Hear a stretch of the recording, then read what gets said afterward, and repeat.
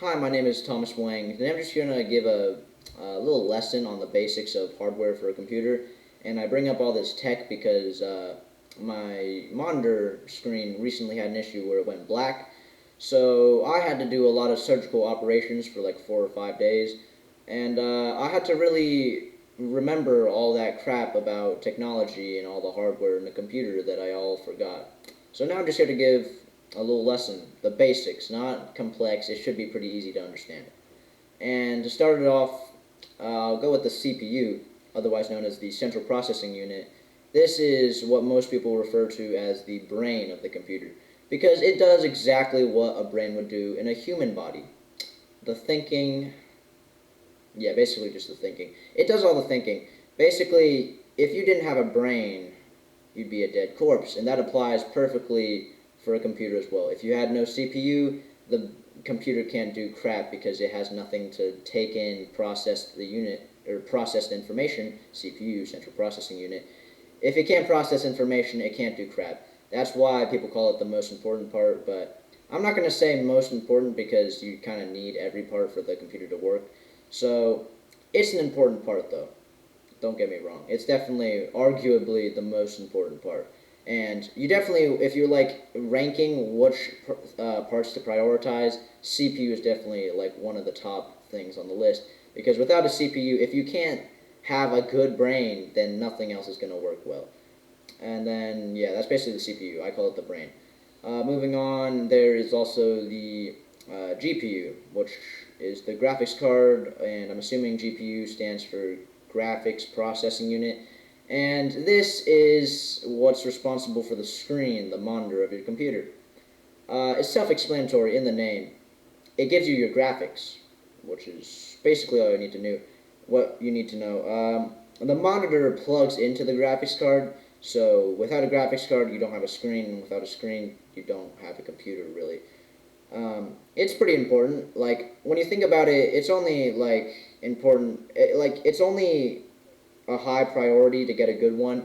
If you're into gaming, then you need a good graphics card to get better frames, better, smoother game, better graphics quality.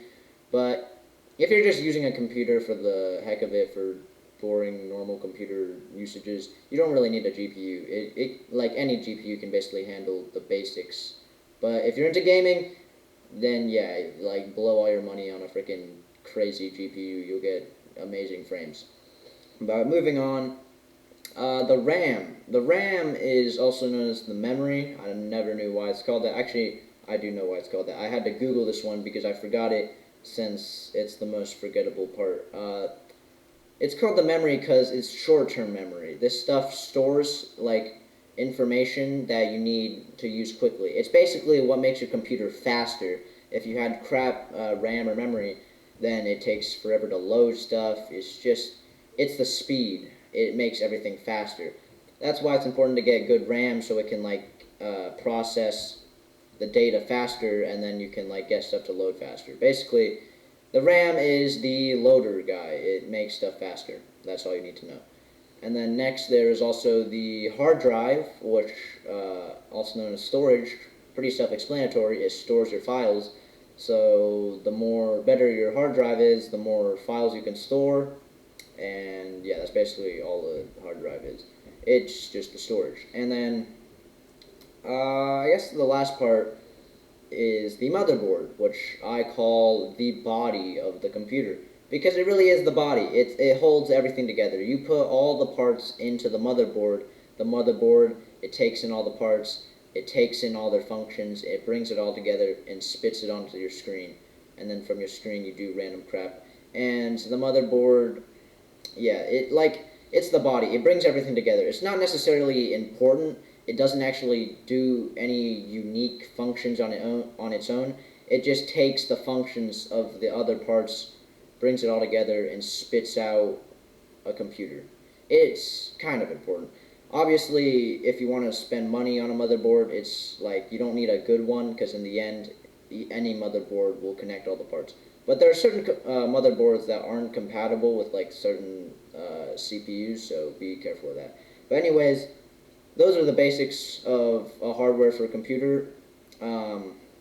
Yeah, it's not that difficult to understand. if you wanted to get more into it, you can obviously Google more. But those are the basics, and maybe that knowledge will come in handy someday.